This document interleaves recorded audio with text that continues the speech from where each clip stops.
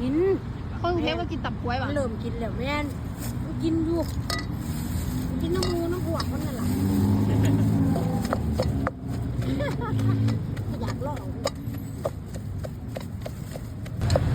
ใครเนี่ยเขาต้มนางเนมน่ะนะไปเนมไป ระแวง แม่นไปย่ำคำดีกว่าออกย่ำเพียงมากกว่าสิมาหอดคำพุ่นได้คิดว่าเป็นสองก็ได้ขับไปข้างหน้าเรากลับมาซื้อแล้วจะเรื่องไปรอซื้อไปข้างหน้า ใช้ปูนะหมอ ใช่แล้วเด้อใช่แล้ว ในรถผมเป็นยัง ใช่รถมันบ่เบื่อ เพราะคันเขากินเขาโมมักโอ้แต่ไม่กินเลยมา ได้อยู่เลย เราใส่หวยมันบ่ บอกเขาเสร็จให้ถูกกลับบ้าน จะไป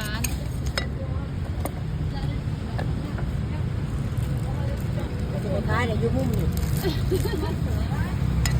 มุมไหนนำของโดนใหญ่เม้นยาสูบพ่อใหญ่นั่นจะดาวขอท่านเลยหาบหนีโอ้ยบ่ไหวเนี่ยเพราะว่าน่ะปานางฟังริมมันก็ขายดีอยู่ย่านเทศกิจ มันบ่คลายเครื่องเป็นหมอปลา